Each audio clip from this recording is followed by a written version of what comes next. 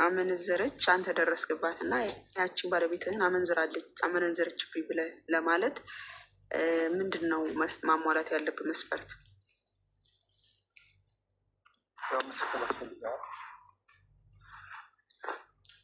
ምስክር ስንት ምስክር?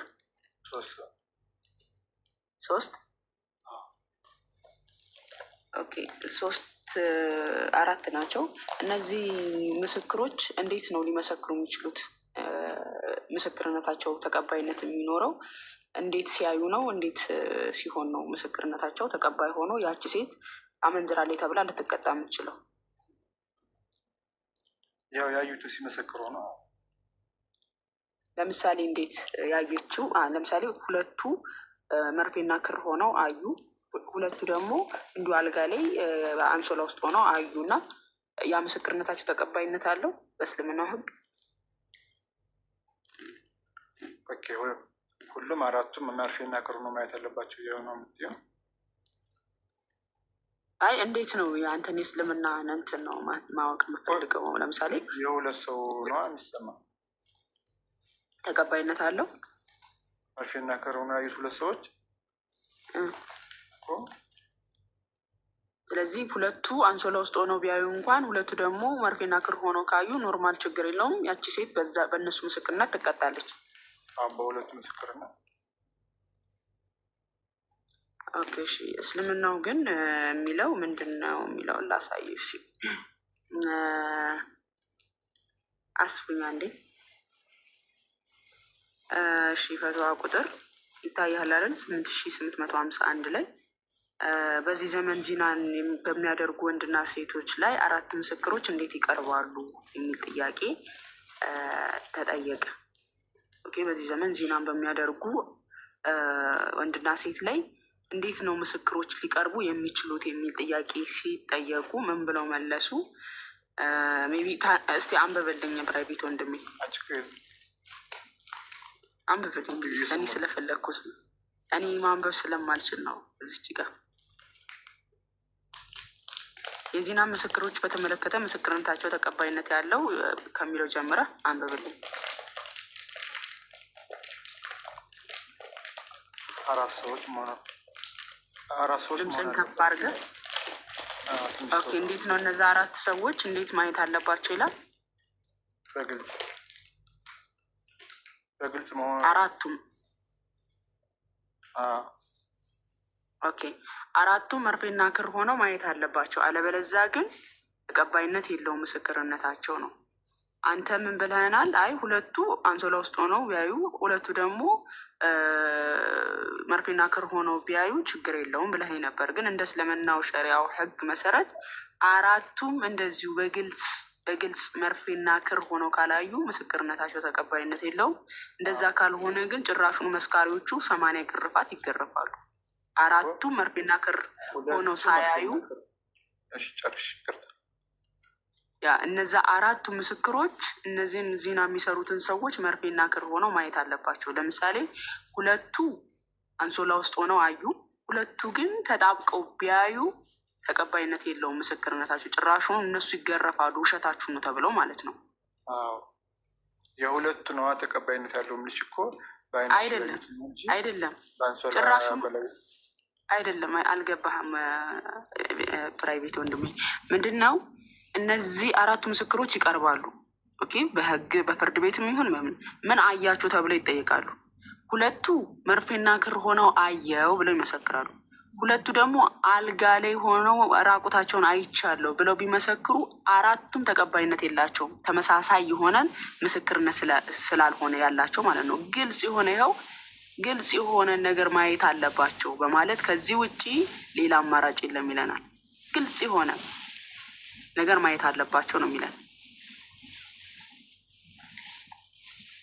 ስለዚህ እንዳንተ ህግ አንተ ለምሳሌ ባለቤት እያመነዘረች ብታገኝ ሄደ አራት ምስክሮች ኑ ብለህ ጠርተህ ነው እነዛ ምስክሮች አራቱ ምስክሮች መርፌና ክር ሆነው ካላዩ አንተ ሚስቴ አመነዘረችብኝ ብለህ ልትከሳትም አትችልም። ጭራሽ መስካሪዎቹ ይገረፋሉ እንደውም ማለት ነው።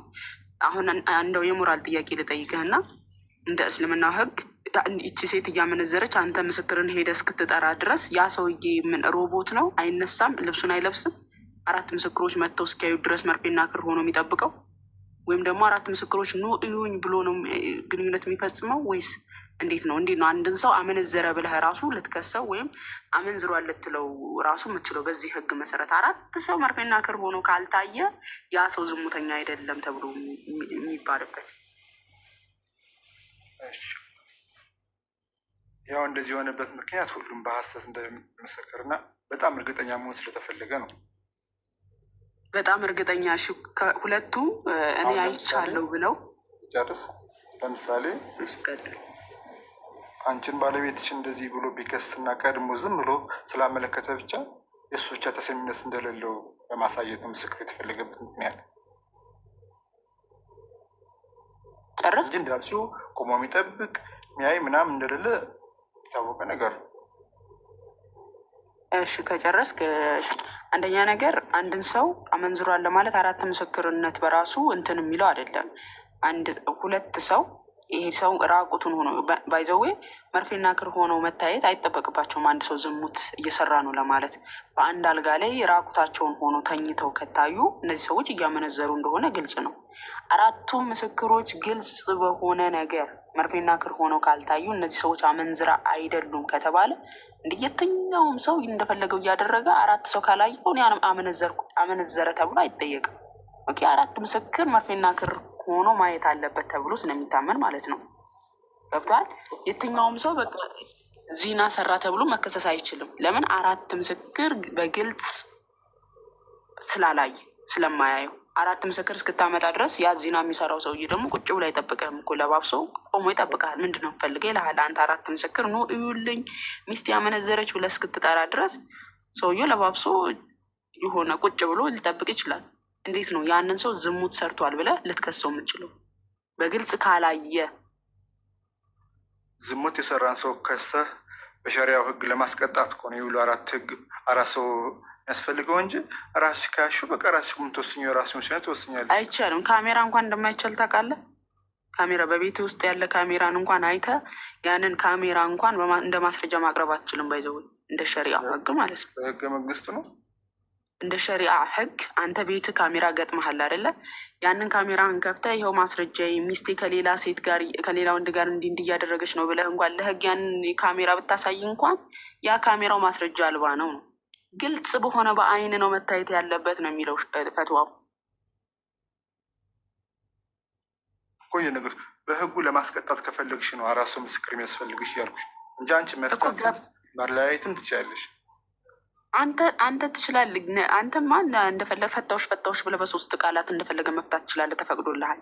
በህግ ግን እቺ ሴት አመንዝራለች ብለህ ልታስቀጣት የምትችለው እንዴት አድርገህ ነው? ካሜራ እንኳን በቤት የገጠምከውን ካሜራ እንኳን አሳይተህ ማስቀጣት አትችልም። በካሜራ እንኳን በምንድን ነው? በአይን 4 ምስክሮች በአይን መርፌና ክር ሆነው ማየት አለባቸው የሚል የሸሪያ ህግ ነው ያለው። በካሜራ ባልሽው በሐዲስ ላይም ነብዩ ሚስቴ አመንዝራብኛለች እና 4 ምስክሮች ማምጣት አለብኝ ተብሎ ሲጠየቅ መሐመድ አዎ 4 ምስክሮች አምጣ ነው የተባለው ያለው መሐመድ ሐዲስ ላይ። እሱን ማልኩነሽ እንኳን ሰው ጦጣም 4 ምስክር ያስፈልገዋል። ባይዘው እሺ ቆስጣ ያቀጥል።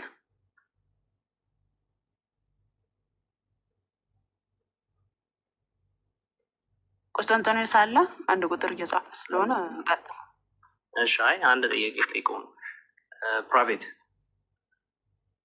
እሺ በእስልምና አንድ በትዳር ውስጥ ያለች ሴት ከሌላ ወንድ ጋር መሳሳም ወይም መተሻሸት ምንዝርና ይባል ማለት ነው? ይባላል። ታዲያ ለምንድን ነው የግድ መርፌና ክር የተጠበቀው? ያ ህግ ነዋ። ምንድን ነው ህግ? ህጉ እኮ ከእስልምና ላይ ነዋ። የእስልምና ህግ ተብሎ እኮ እና ታዲያ የሚያስቀጣው ህግ ይለያያል እኮ ነው። አሁን በዝሙት የሰራ እና እንደዚህ የተሳሳሙ ህጉ ይለያያል ቅጣቱ። አይ እንደዛ የሚል ነገር የለም። አመነዘረ ተብሎ አንድ ሰው እንዲታሰብ ተባለ። ያንተ ሚስት ከሌላ ወንድ ጋር ስትሳሳም ተሻሽ ብታገኘት አመነዘረች ትላለህ? አላመነዘረችም ነው የምትለው እኮ። ያዎች ታርጋብኛለች እንደሚባል ነው የሚባሉ እኮ። ስለዚህ አሁን እስልምና ግን አይ ቺት አይደለም የግዴታ መርፌና ክር ሲሆን መታየት አለበት እያለህ ነው።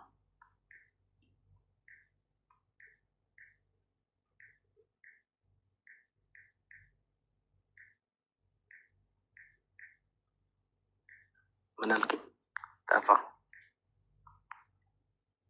አለ አለ። ከባድ ነው አይደለ? እስልምና ነው እና ያው እኛ ሀገር በሸሪያ የሚዳኝ ሀገር ስላለሆነ ያው ብዙ እንደዚህ ህጎችን ያው ተግባር ላይም ስለማናያቸው ነው ብዙ እኛ ሂንቱም ስለማይኖረን እንጂ እነሱ አረብ ሀገራቶች ያሉ ሰዎች ናቸው በህጉ የሚዳኙ ያሉ። ለዛ ነው እኛ ብዙ ሂንቶች ስለሌሉ ነው በዚህ መንገድ ላይ ሲተገበር ማናይበት ምክንያት ለዛ ነው። ያለንበት ሀገር እንደዚህ የእስላሚክ ሀገር አይደለም፣ በሸሪያ የሚዳኝ ሀገር አይደለም። ለዛ ነው ብዙ እኛ ህጎች ላይ እንደዚህ ማናውቀው እና ብዙ ሂንቱ የሌለን ልፈልግ ያው ሚስትህን እንደዚህ ሄደ ስትከስ አይ ቺት አላረገችም ያዩት ሰዎች ጀስት ስትሳሳም እና ስትተሻሽ ነው ያዩት፣ የግዴታ መርፌና ክር ሲሆኑ አላየንም፣ የራስ ጉዳይ ተብለህ ስትባረር እስልምና በስርዓት ዳኘኝ እውነትን አወጣልኝ ብለህ ታስባለህ አንተ? ቆይ ነገር እኮ ነው አሁን ያለንበት ሀገር የህጎችን ብዙ አይ እዚህማ ስለማያደርግ ነው ማናቆየ ነገር እኔ ሸሪያው ላይ ነው መማወራ እንጂ እሱማ በዲሞክራሲ የሚተዳደር ሀገር ሌላ ነገር ነው። እኛ ያወራ ነው ስለ ሸሪያው ነው።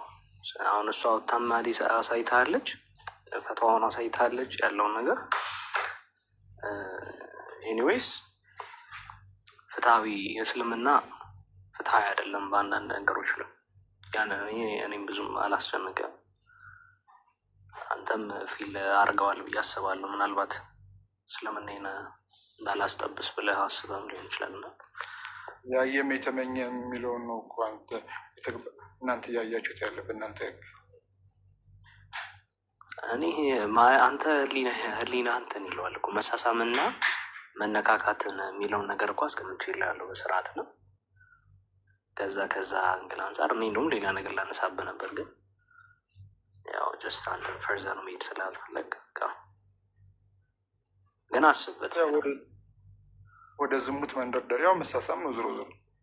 ለዛ ነው አንዱ ምስሙሱም አመነዘረ ብሎ የሚከሰው። ለዛ ነው ኢንቴንሽን ነው መታየት ያለበት ያንተ።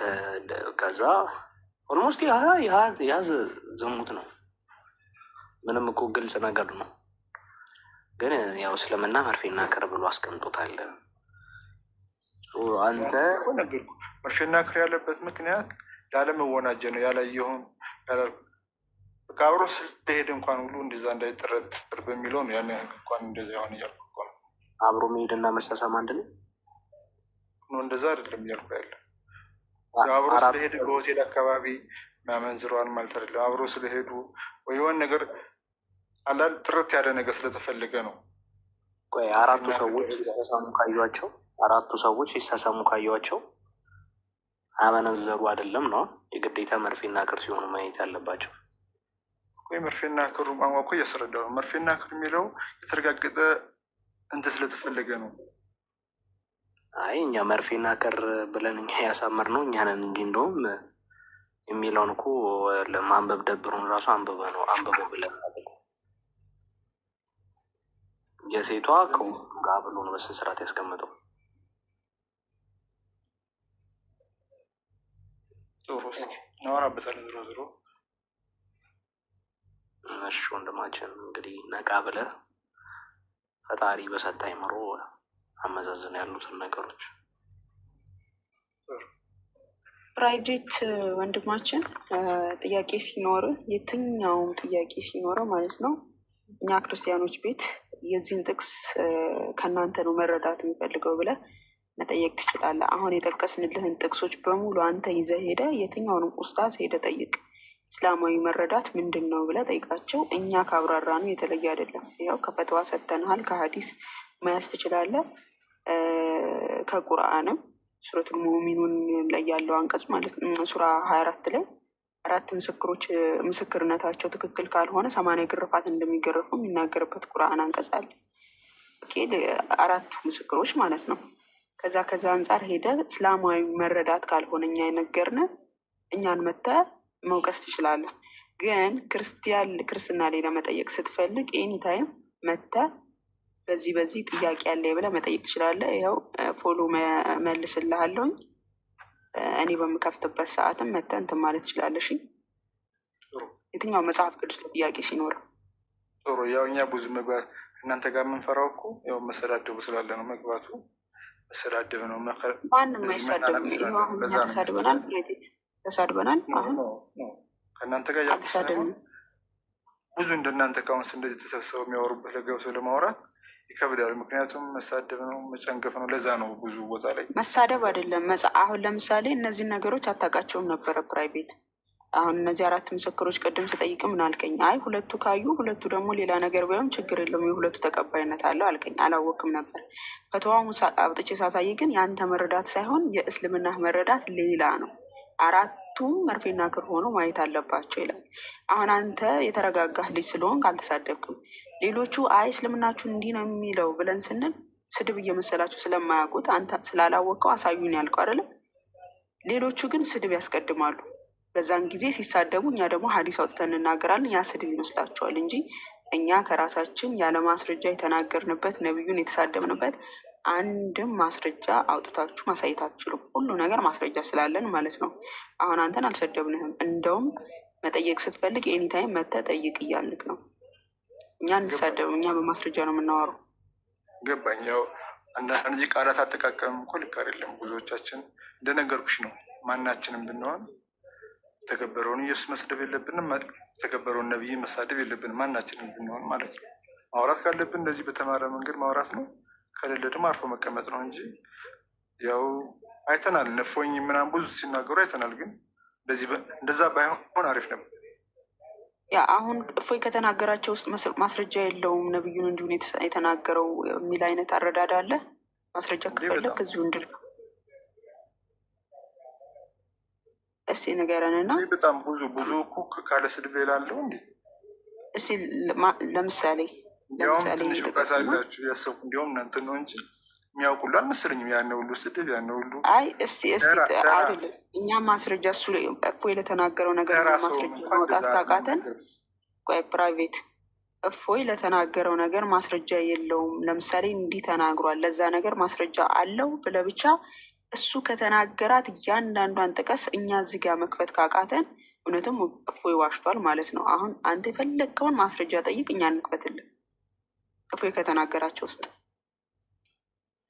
እኮ ገና መች ለማዳመጥ ጋብዛል። አነጋገሩ እኮ ጭራሽ ካለ ስድብ በስድብ ስለሚጀምር ንግግር ስድብ የመሰለህን እስኪ ጥቀሰው እና እኛ ማስረጃ መክፈት ያቅል። ትልቅ ሰውን እንኳን የምታናግርበት መንገድ አለ። ፕራይቬት አንተ ስድብ የመሰለህን ነገር ጥቀሰውና እኛ ማስረጃ መክፈት ያቅተን። ከኪታብ ላይ ካልተጻፈ እኛ እንዋረድ።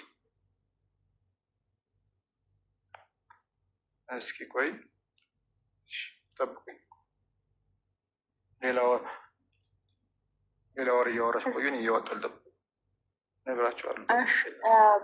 ቢኒያም የሆነ የአቡ ሀይደርን ያሰማችኋል እና ቀጥል ቢኒያም።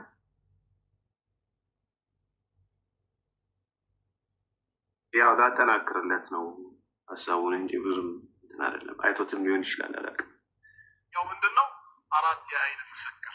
እነዛ 4 የአይን ምስክሮች ዚና ከፈጸመባት ሴት ጋራ መርፌና ክር ሆኖ አይተነዋል ብለው የሚመሰክሩ ድምፅ ልጨምር ይሰማል ቢኒ?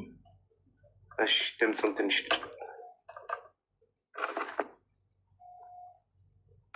ከሆነ በእነዚህ 4 ምስክሮች መሰረት ማስረጃ ቆሞበታል። ተወግሮ እንዲሞት ይደረጋል ማለት ነው። ምስክሮቹ 4 መሆን አለባቸው። 4ቱም ደግሞ የሚመሰክሩት እሱ ብልቱን በእሷ ማህፀን ውስጥ ሲያስገባ መርፌና ክር ሲሆኑ አይተናል። እዚህ ላይ እንግዲህ ከፍተኛ ጥንቃቄ ማድረግ ያስፈልጋል። ዛሬ ሸሪዓ በሌለበት የጣዖት ሕግና ስርዓት በነገሰበት ሀገር ላይ ብንተዳደርም በግላችን ግን የምንፈጽመው ወንጀል አለ። ሴትን ይዞ ስለሄደ ብቻ በዚህ ተግባር ወንድምን መጠርጠር ከመነሻዎች ሴት አጅነብይ ነች ወይስ እሱ መህረሟ ሊሆን የሚችል ነው? ምንም የምናጣራው ነገር የለም። ትላንት ከሆነች ሴት ጋር ስላላየ ነው ብቻ ዛሬ ከሆነ ሴት ጋር የታየን ሁሉ በዚህ ተግባር መጠርጠሩ አላህ ዘንድ ያስጠይቀናል። አንደኛ ምንም እርግጠኞች አይደለንም እሱ መህረሟ ይሁን አይሁን፣ ያን አላጣራንም። ሁለተኛ ይህንን እንድንከታተል ታዘናል። ምንስ አገባንና ነው? ደግሞ አጅነቢ ሆና እስከተገኘችስ ከእሱ ጋር አብራ ስለታየች ወይ ስለሄደች ወይ ካፌ ቁጭ ስላለች የግድ ያ ነገር ተፈጽሟል ማለት ነው? አይደለም። ይህን ላየ ሰው ይቅርና ቤርጎ ይዟት እንኳ ሲገባ ቢያያት በፍጹም ዚና ሰርተዋል ብሎ መመስከር አይችልም። እንደ ሸሪያው ራሱ 80 ግርፋት ነው የሚገረፈው። አይደለም ቤርጎ ሲገባ ለምን በመስኮት ሄዶ አይመለከትም? አንድ አንሶላ ውስጥ እንኳን ራሱ ቢያያቸው በብልድ ልብስ ስር እንኳን ቢሆኑ ሰርተዋል ማለት አይችልም። በአይኑ መርፌና ክር ሆኖ እስካላየ ሰው ጠማማ ነው እና ምን ሊያደርግ ነው ቤርጎ የገባው ብሎ ይጠይቃለን። እሱ ምን ሊያደርግ ነው የሚለው እሱን የሚመለከት ጉዳይ ነው። አንተ ለመመስከር ግን የሚያበቃ ማስረጃ አይደለም። ለምን የምትል ከሆነ ማስረጃ ይሰጥሃል። እንዳልከው ዚና ለመስራት አስበው ሄደው አንሶላ ውስጥ ከገቡ በኋላ የአላህን አዘማ አስታውሰው ቢመለሱስ በዛ ቅጽበት? አንተ ግን ምስክርነት ምን ሊሆን ነው? አላህ ፊት እንደዚህ የሆነ አለ ወይ? አዎ አለ። ዋሻው በተዘጋባቸው ቋጥኝ የተከፈተላቸው 3ቱ ሰዎች ሶስተኛው የተናገረው ይሄንን አይደለም እንዴ? ያክስቱ ልጅ ነች ምን የተባለችው እሱ ጋር ገንዘብ ፈልጋ ስትመጣ ለሀጃዋ ማለት ነው ያን ጉዳይ እንዳሳካልሽ አንቺም ፍቀጅልኝ ነው ያላት። አማራጭ ስታጣ ፍቃደኛ ሆነችለት። 2 ግልቦቷን ዘርግቶ ራያ ላይ ሊያርፍባት ሲል አይደለም እንዴ ጌታውን እንዲፈራ ያስታወሰችው? እሱም በድንጋጤ ወዲያው የተነሳው ጌታዬ ወይ የዛና አንተን ፈርቼ ከሆነ የተነሳሁት ይሄ ቋጥኝ ከላያችን ገለል ይበልልን ብሏል። እዚህ ደረጃ ደርሶ ሰው ምን ሊሆን ይችላል? አላህን ፈርቶ ሊመለስ ይችላል። ሀታ በዛም እንኳ ይሁንሽ ብልቱ አልሰራም አለው። እዛ ደረጃ ደርሶ ጉዳዩ አልተሳካም። ምንድን ነው ያንተ ምስክርነት? ቀልበ ጠማማ ከሆነ ኢነመል አዕማሉ ቢንኒያ ትላለህ። ኢነመል አዕማሉ ቢንኒያ ብሎ የሚተሳሰቡ ሰው ነው አላህ ነው። ማን ነው? አላህ ነው። እኛ ምንም ያገባን ነገር የለም። ስለዚህ አላህን እንፍራ። በተለይ ሰዎች ላይ የምንሰጠው ምስክርነት እከሌ በዚህ ባህሪ እንዲህ ብለን ባላየነው ነገር እርግጠኛ ባልሆን ነው የሆኑ መንደርደሪያዎችን አይቶ እንዲህ ይመስለኛል። ወረደ ፕራይቬት ባልከፈትኩ ኖሮ አባረርኩት።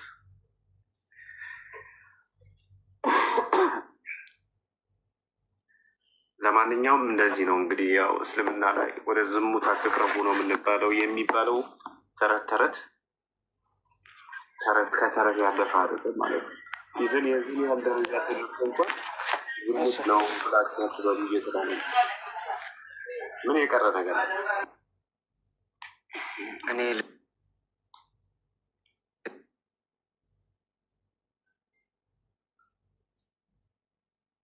ሰላም ለዚህ ቤት ሰላም፣ እንዴት አቡ አለ አኖ አቡኪ ሰላም። እሺ ይሰማል ይሰማል። እሺ እኔ በእናንተ ዝሙት የሰራ ቅጣቱ ምንድን ነው? እስቲ የራስን መልስና የእኛን ትጠይቃለህ። ችግር የለውም። እስቲ መልስልኝ መጀመሪያ። የራስን መልስና ችግር የለም ወደ እኛ ትመጣና ትጠይቃለህ። አሁን የእኛ ተወግሮ መገደል የእናንተ ነገር የእኛ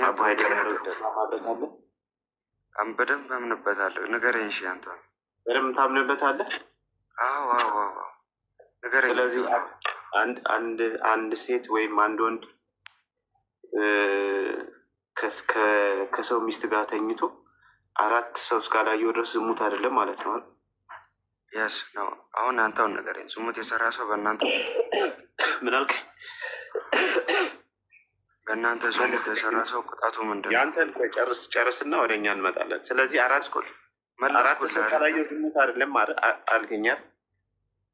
ያው መለስኩልህ እኮ። በእናንተው ንገረኝና ከዛ የኔውን በደንብ እንቀጥልበት። ስለዚህ ዝሙት ማለት በእስልምና ምን ማለት ነው ስላልገባ እንድታስረዳ ነው።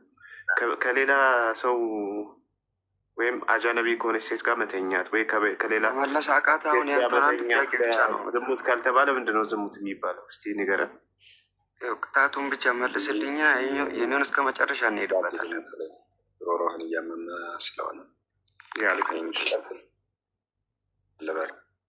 እሺ አቡኪ ይሰማሃል? ድምፅ ይሰማኛል። እሺ ዝሙት የሚባለው ወይ ደግሞ ለምሳሌ ዝሙት የማይባለው እነማን ናቸው? አሁን የሚፈቀዱ ሚስት ውጭ ምንድን ይፈቀዳል? አሁን አንድ ጥያቄ ነው የጠየኩት። በእናንተ ዝሙት የሰራ ሰው ቅጣቱ ምንድን ነው? መለስልኝ እስኪ። ዝሙት የሚባለው እንድታስረዳ ነው። ይህ ይከብዳል። ሚስት ጋር ከሆነ ይከብዳል ወይ? እድሜ ገብተህ ቢሳካልህ እስኪ መለስልኝ። ግድ የለም። ዝሙት የማይባለው ማንን ስትወስብ ነው? ወይ ከማን ጋር ግንኙነት? ከሚስት ጋር ከሆነ ኦኬ ችግር የለውም። ከሚስት ውጭ ከማን ጋር ስትገናኝ ዝሙት አይደለም። እኔ ችግር የለም፣ በማስረጃ አስደግፍ ከቁራን እሰጥሃለሁ። አንተ ብቻዬን ብቻ መልስልኝ።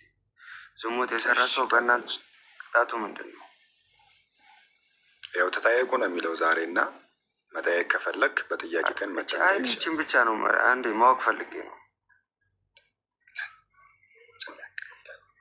ባይዘወይ ሁሌ አንድ ቁጥር ይጽፋል። እርሙን ዛሬ ገና ነው የገባው። አሁን ሁሌ አስገቡኝ ይላል። አንድ ቁጥር ይጽፋል። ገብቶ አያውቅም። ተፈርስት ታይም ዛሬ ገና ሲገባ፣ ለመጀመሪያ ጊዜ ዛሬ ገና ሲገባ። ቆስጠንጢኖስ ብዙ ጊዜ አይተነዋል። አቡኪ ነው አብዲ የሚባለው ልጅ የአሁኑ ልጅ ማለት ነው። ሁሌ አንድ ቁጥር ይጽፋል። ኧረ አስገቡኝ ገዝታ አይልክም። ፕራይቬት አድርጓል አካውንት። እሺ ለማንኛውም ከሌላ ሰው ጋር እንቀጥል። አርበኛ ጽሁፍ ሰላም ብያለሁ።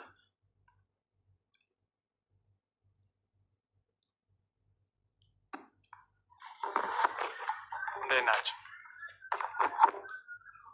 ይመስገን። ዝሙት የማይባለው ከማን ጋር ግንኙነት ስትፈጽም ነው? ወንድም ዝሙት የማይባለው የሚፈቀድልህ መገናኘት የሚፈቀድልህ ምንህን ነው? እስቲ ሚስቶች። እሺ ሌላስ? ሌላ ባሪያዎችን ባሪያ